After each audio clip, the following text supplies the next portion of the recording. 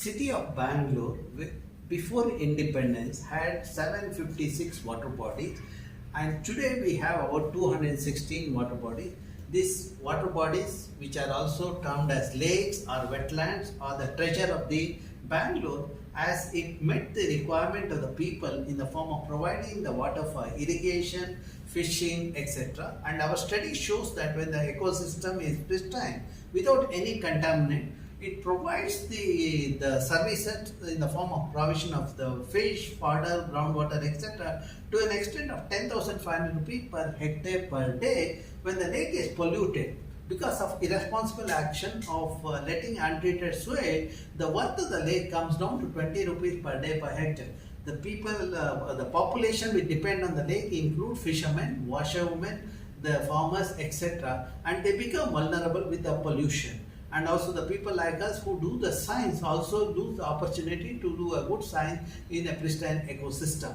That is where it is the responsibility of every citizen of Bangalore to protect the lake. In that regard, we have developed the Bangalore Lake Information System, which acts as a decision support system for prudent management of the lakes in the city. The database in the Bangalore Lake Information System provides the detail of the lake, the valley-wise, and also it provides the detail about the water quality as well as the biological aspect of the lake. It provides the algae, the zooplankton and fish. If you select the lake in a particular valley, you can find out what is the water quality of that lake as well as the composition of the biological organism in the form of algae, zooplankton, fish, etc. Apart from that, it also provides the detail about the encroachment of the lake.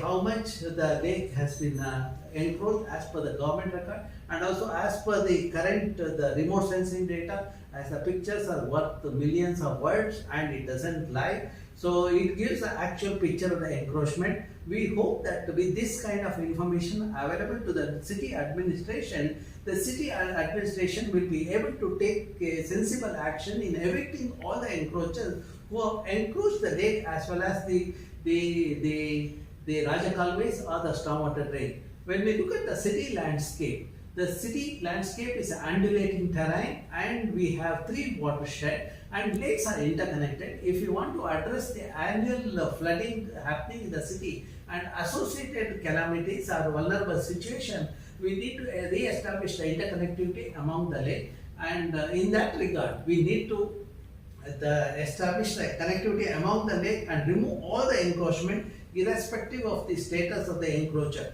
Because of 1 or 2 encroachers, the hundreds of population become vulnerable, and they face the vulnerable situation with the loss of life and property. It is the responsibility of the city administrators to evict all the encroachers and provide the free water flow from one lake to the other lake. And also we need to rejuvenate the lake so that we can retain the rainwater. The city gets the rainfall of 700 to 850 millimeters, so that we can collect the 15 TMC of water, and the city requires 18 TMC of water. That means 70% of the water demand can be met through storage of rainwater in this lake.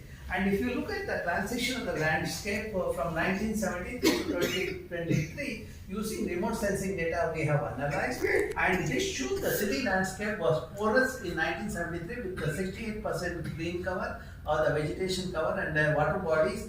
And today 88% of the city landscape is covered with the paved surfaces. The transition from the porous landscape to the paved landscape has contributed to the severe or acute water crisis in the city. The city faced a severe water crisis this summer, mainly because of the unplanned developmental activity that has happened in the city. In the name of development, we have concretized the landscape, and we have not allowed the groundwater recharge to happen, as the 40% of the water demand in the city is met by the groundwater resources.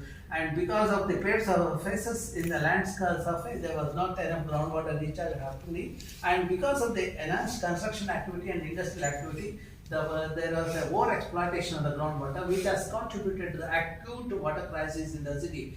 If we want to address the face of the severity of the water crisis, if we want to mitigate that, we need to decongest the city, and we need to rejuvenate all the lakes that are there in the city, 216 water bodies, and also we need to have at least the green cover of 2 hectares in each ward. The 2 hectares of green cover of native species will help in the groundwater recharge and also provide the recreation services to the children as well as the elders.